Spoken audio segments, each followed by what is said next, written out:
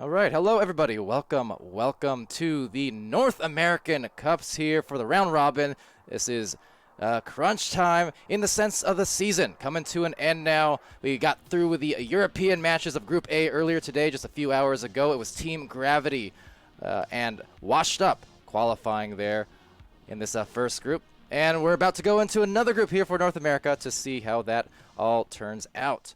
But first, of course, we still got about half an hour until the show, so we're going to start off with a little bit of a pre-show of sorts, being joined here by the usual cast of SirDimwi. We got SoMuchForSubtlety, Sputnik, Cobra, and Wit, and Caption joining us at the moment as well. So, with that said, quick hello to you guys. If anyone, you guys want to, say your quick hellos. I'm glad to have Caption as well joining us here for this one.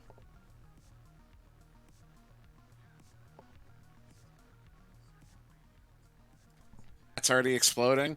We're already up over 40 viewers here right at the start here. Supreme Buns saying my name. What's up, Buns? I was on a team with Buns for a very short time there at the end of the season. But, man, I am excited for these matchups today. And also excited to have Caption here with us for these matchups. Caption, I don't know if you're as excited as I am, but I know I'm excited. And, there he is. And, Caption, how are you feeling about these matchups today? I mean, how could I be feeling bad about them? I mean, it's only been what I've been talking about since the beginning of the season. I wanted to get into these matches. I wanted to start casting them. Hello, everyone, by the way. And, I think it's just something you can't not be excited for. Obviously, everyone looks excited over in the chat, and that's going to boost us a lot up in morale and make us a lot more hype. So everyone keep this energy up. Absolutely. Well, with that said, let's take a look at what we've got for us on the list. First, going with, well, who else but the King Gorillas? Of course, the famous King Gorillas, long established initially back in 2017. Took a little hiatus in there somewhere along the way as players kind of dispersed, but then coming right back with this high chemistry roster, to say the least. And, first order of discussion, of course. I mean, dating back to last year, these guys were the Lord of the Championship rings. So now the question is, will we see a return of the King here in Season 1 of VR Master League after what was, a preseason where they fell a little bit short, but have looked mighty, mighty different now, and all for the better. Yeah, no, and I'm half inclined to call them the King Gorillas because they have been just their play has just been amazing. I mean, they have been, whenever I'm referencing a team that's good at like formation passing and really good at everything, But just the execution, perfect execution. I'm always talking about Kang because Kang are the kings of well executed formation plays, and they excel at everything. But that's the thing I think they're known best for at this point because they do it so beautifully, and they move the disc just so awesome. Yeah, the return of Kang, absolutely. The return of the King. These guys, yeah, I'm a big fan. I gotta say, honestly. I could tell, and you know what? Same here. Very fun play style, and get to that in a minute there. But one of the other things about King Gorillas, as we move on to our next little topic here of discussion, no captain, my captain. Well, see, if you ask the King Gorillas, and I have before, there's not really a solid captain in terms of, one person is making all the shot calls all the time or really dominating the comms necessarily. That's the thing that's impressive about them. They work so cohesively.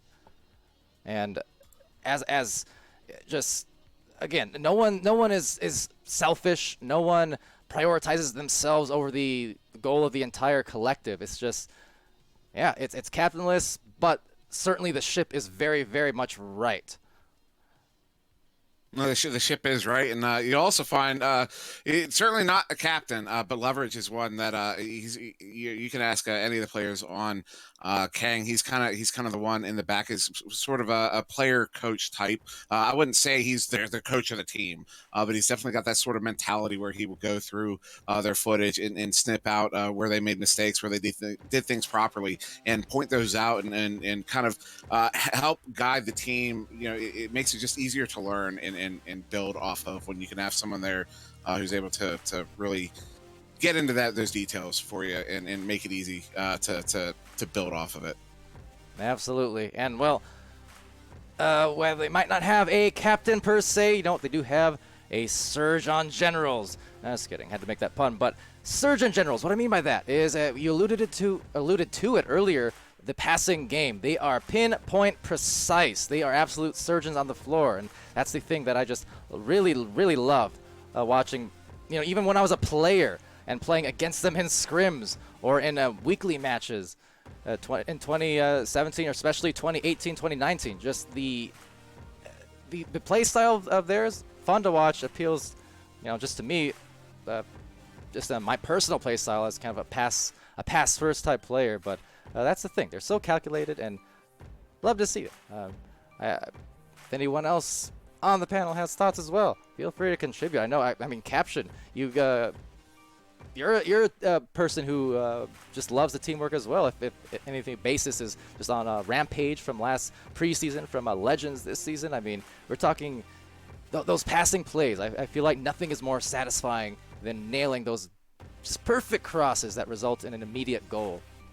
Yeah, and I'm not even gonna lie, going on these guys being Surgeon Generals, this is something we honestly, I think a lot of teams, especially I know we do a lot, we look at these guys' gameplay like on a daily basis almost at this point, try to break it down, just so we can figure out why, why they're doing everything, because we want to be at this level. This is like, these guys' passing is the perfect example of just perfection almost at this point in this game, and it's like one of the biggest factors of why they're in the spot they are today. It's gonna be, this is one team I'm super excited to see their matches from.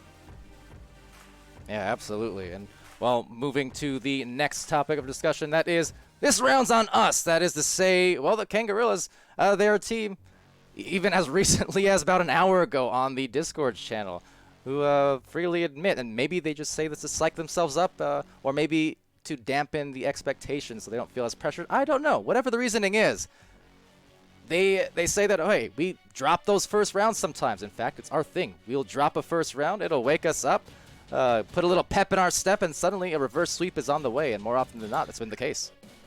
It's really funny. Strem in the League General chat just earlier at just an hour ago said, watch all of, he was telling Viatrex, watch all of Kane's games. We'd like to, is that what you were referencing? Yeah. I apologize. I'm sorry.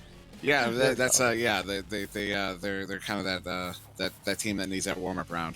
Oh, it's like clockwork. Honestly, it's Strem does that, and like I said, I don't know if that's an actual strategy or what. But at Caption, did you have something? I was gonna say it almost seems like it's at some point this is coming from obviously you played them in previous years. I've been playing them in previous years just as old teams. But ever since these guys have gotten together, it's always been they lose the first round, but Yeah. you can't. It's almost like you can't get on top of yourself if you beat them in the first round, because you're gonna be going through this high if you just beat one of the top teams in the top round. Then next thing you know, you'd get mercied the second round, and it just brings you all the way down for the third round. It's almost like it's a mental thing for other teams at this point, and it's phenomenal to see every time how they can pull it off almost just effortlessly and come back with reverse sweeps.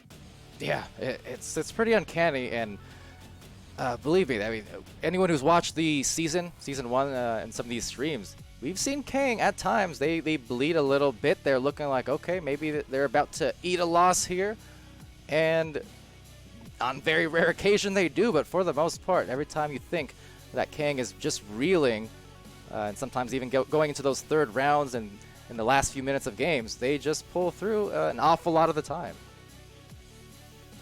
I think it's just one of those cases where they've been there before, and once you've already been kind of to the top of the mountain in a sense, it's easier for those veteran teams to just breathe and say, hey, we've done this before, we've lost before, we're okay with that because we know what we can do when we stick to our game plans, and that's why you see sometimes less experienced teams. And this applies just in general. Anytime you see maybe potential upsets about to happen where the other team will win just because of the experience, the mental game, they don't get as worried, while as sometimes the underdogs tend to psych themselves out by the end of it.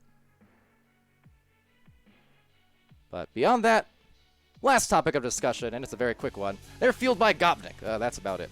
But anyway, what does that mean for a lot of the viewers who have no idea what that probably means? Maybe you'll find out, maybe not. I don't know. But we're going to go on to the next team here on the list today, which is to say Flair, a.k.a. the Upset Kings, or at least once upon a time, a few months ago in a season, well, not that far away. Yeah, no, they were. So there's these games. I'm sure a bunch of people remember. Lanzan put together a couple of nice recap videos that made us sound awesome, but that really highlighted the emotions at the time, because Flair kind of in the first few weeks was they were a good team. They were a really good team, but they weren't in that top 5, the top 4, yep. And nobody really expected them to be there, and then all of a sudden they come out and they beat Illuminati, and it was considered this major upset. And then they come back in the same week and beat Kang, and another considered major upset. But then they kept doing it, and you started going, "Oh, wait a second, these aren't upsets; they're just that good now." And now it's so good that they ended the season ranked number 3 in North America, which is phenomenal. And yeah, really excited to see that offense that they come out with. I mean, Grumpy is an amazing goalie, but Game. As you've seen, you can see in chat, a few players already coming out with it. Game is he's one of those guys. He's popped off a few times. We saw. I won't go into too much, but yeah, really excited to see these guys play today. Absolutely. That brings us right to that second topic there, which is to say the name of the game. Game is indeed Game. Yeah, coming in a few weeks in. I mean, Flair started off the season. Not bad by any means, but they had some ups, they had some downs, they had a couple losses here and there, and a couple wins as well. But it's when that Illuminati game happened, and I do remember it pretty well because it was one of those busy days on stream. I was casting a different match on Channel 1. You were casting it, I believe, on Channel 2, yeah. And I just remember the influx of people coming into the chat on Channel 1 saying, "Oh my goodness, Game is popping off right now. Flair is popping off right now. They are nailing a ton of threes, and they are taking down the reigning champs from the preseason." And it was all full steam ahead from there. And Game is, well, a player who plays full steam ahead quite often. No, he earned himself a bit of a fan, a bit of a group of fans after that, because it was so exciting. It really was. I mean, people were flipping out because it was something to flip out about. The way he was hitting on a team of that caliber, he was hitting these long threes, one after another, and it was unbelievable to watch in the moment. And it's the kind of stuff that you hope all your games are, because they're just it just takes everything to that next level. And yeah, it's really, really exciting to see. And so he definitely earned the reputation that is now following him around. And following that, well, is make room for the broom, the grumpiest broom. And we're talking here, one of the longest time players, actually just alongside Game too. Game was one of those players, formerly known as Game Dude, back in the beta days in the early PC release 2017. But grumpiest broom as well, veteran player who just an incredible skill set all around. I mean, he has very, very good reflexes. One of the most consistent scorers, period, in the 2-point zone especially. I do not recall him missing shots hardly ever this season. It doesn't come to mind. He doesn't have his shots saved, and he doesn't tend to miss either inside that bubble area. He is so crafty, has so many moves up his sleeve that I always have to give him compliments for that. And that's not even getting into his defensive aspects, where he's just a absolute mauler with the brawls. Now that said, one of the themes, moving on to the next topic, adapt or perish for Flare. And what I mean by that is more and more as they have built that name up that you mentioned, Dimwi, of no longer being the upset kings, they're just the Master League team. They're the kings of this league, right up there with the best of them, much to Strem's dismay. But yeah, so adapt or perish. They've made their name. The question is, can they stay there? That is the tough part. It's one thing to climb a mountain. It's another thing to stay there for a sustained amount of time, because when you suddenly have all this attention on you as a player or as a team, as Flare has, as Game has, it has turned into this situation where they've had to accommodate for it. They've had to make some adjustments here and come up with some new rollouts. They've had to look towards other offensive options and not just stick with these same kind of set plays every single time if they want to have success, because some of the games that they have dropped over the last month or so as they've continued to establish themselves have been because Game was being shut down. And then what do? They started adjusting again. They started going more to their incredible strikers as well, and Chrome, Platypus, and Voodoo, who are just as capable as anything, and you see them kind of filling the similar slots and just trying to vary it up as they can. Oh, and absolutely. I mean, Chrome Platypus, he was one. I'm pretty sure he came up in my class, the one that came up right after you guys. He was one of the best strikers I've known in the game. I've seen him pull off. I actually have in one of my compilation videos. I have him. The way he scored this goal in one of our activity nights, he got it behind, back left. He comes in and he sweeps over, like he brought his legs up over his head. He went upside down as he was going over the goal. It was this perfectly fluid motion, and he popped it in, and it was a beautiful goal. Chrome is one of my favorite forwards in the game, one of my favorite strikers, and I really look forward to watching him today as well. Yes, sir. And now moving on to Orbit, the team full of youth, and well, with this orbital rise, to kind of counter to their orbital drop rollout that they like to call, and much to Gilligan's dismay somewhere out there. But yes, shout out Gilligan. Saw him, he was first in the chat. I noticed that. But yes, orbital rise, which is to say they're a team that came in and kind of blew expectations out of the water, at least for a lot of people. They had skill, they had experience in Arena, but competitively not that much as a team, or just in the prior seasons.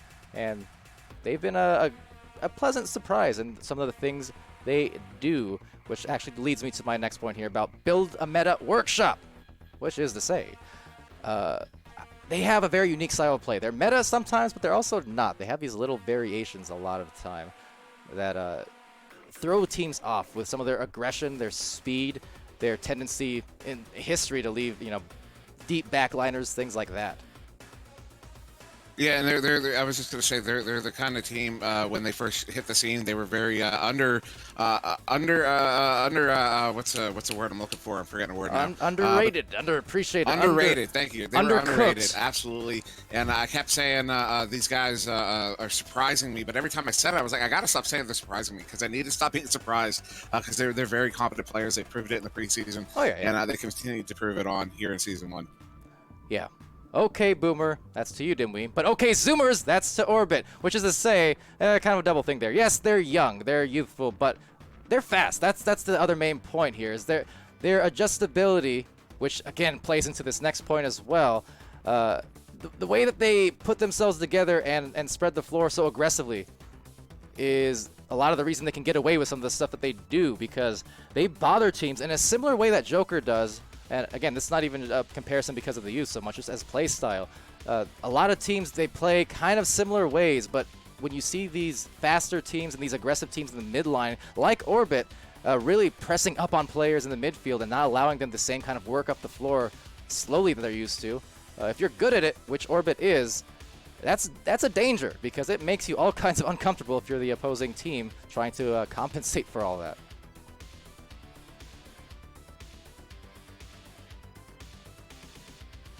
Oh, and orbital highlights now delivered to you. Sorry about that. But yes, so moving on to the next point, late game adjustments.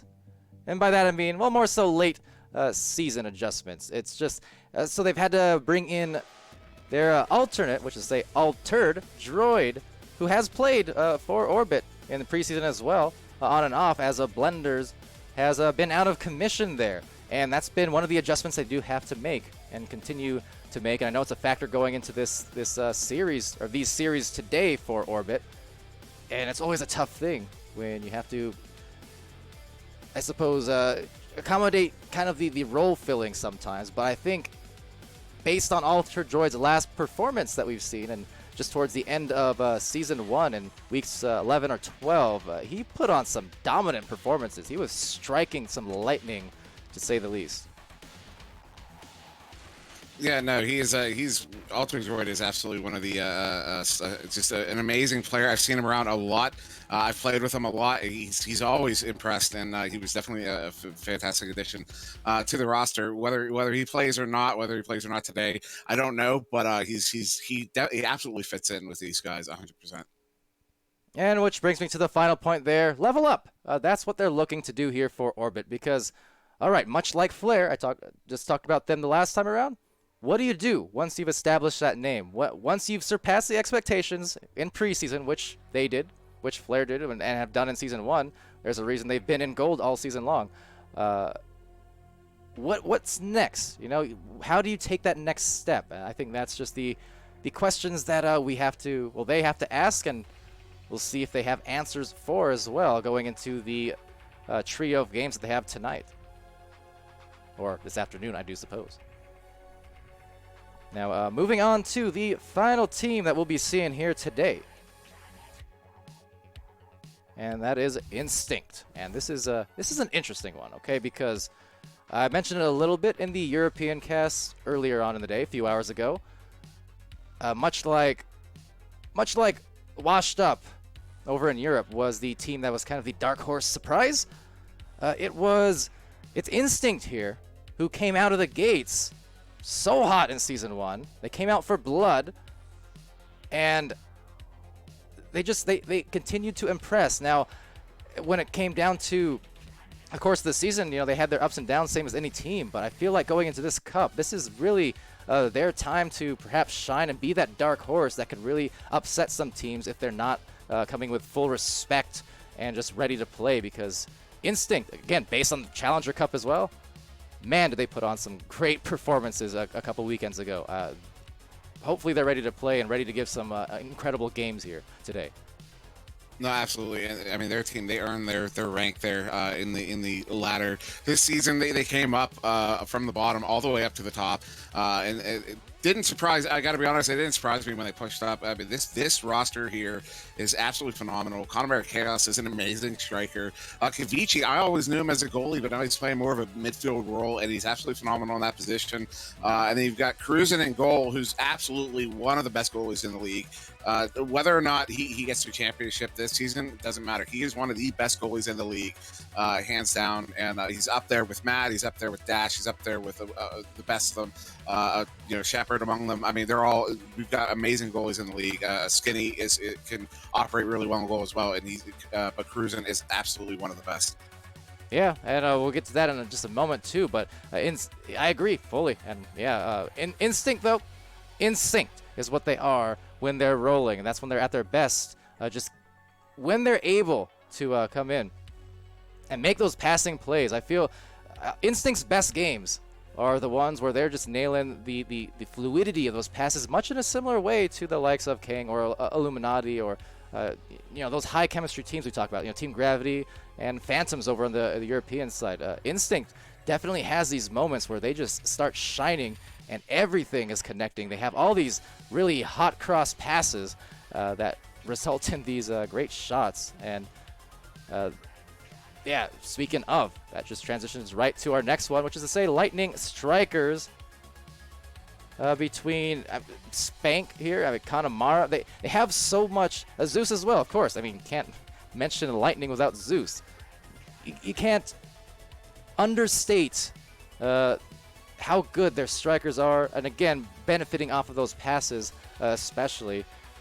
And I mean, how many times, I think we had that Connemara Chaos shot, which I kind of coined it, which is probably still the most precise shot I've ever seen, period. That happened some months back. It was from kind of the bottom mail slot area, but it was such a tight angle, and we've seen him hit even dating back to Pizza League and whatnot. He is a absolute striker, and enabled really by the fact cruise control. Talk about that, because having Cruisin in that top goalie you mentioned, not replacing but just easing the load off of Kavici, who is another huge goalie, top goalie in the league, always impressing with the saves, and yet having Cruisin there on the defense now to kind of help alleviate some of that pressure has really allowed Kavici on his own right to become more of a striker just the same. So it's a lot of interesting things happening there since they brought in Spank and Cruisin, and yeah, it's been all up from there, but it's all going to come down to what they do today. Now with that said, yeah, on the hunt, and that is what Instinct is. They're on the cusp, I feel like. I mentioned the dark horse factor, because how many times have they come so very close to beating some of those other gold and those master tier teams? They've taken Kang to 3 rounds a couple of times at least. They nearly took Joker to a 3rd round, which the only other team who's done that was Kang. I mean, Infinite, you name it. Instinct has competed with those master tier teams on multiple occasions. It's just about finally getting over that small hump and finding just that control and seeing if they can show up with some great games today. And I think they, like I said, could be a dark horse or a dark wolf, as the case may be. So with that, that's going to do it for our pre-show. We're going to split off now for the cast, which I'm sure you guys at home are definitely wanting to get into. So we'll end this stream just briefly and be right back as I hand over camera duties to Wit. I'll be casting here with Dimwi, Caption, and Sputnik Cobra will be over on channel 2 with SoMuchForSubtlety camming that one. And yeah, I'm excited. So ladies and gentlemen, we'll be right back.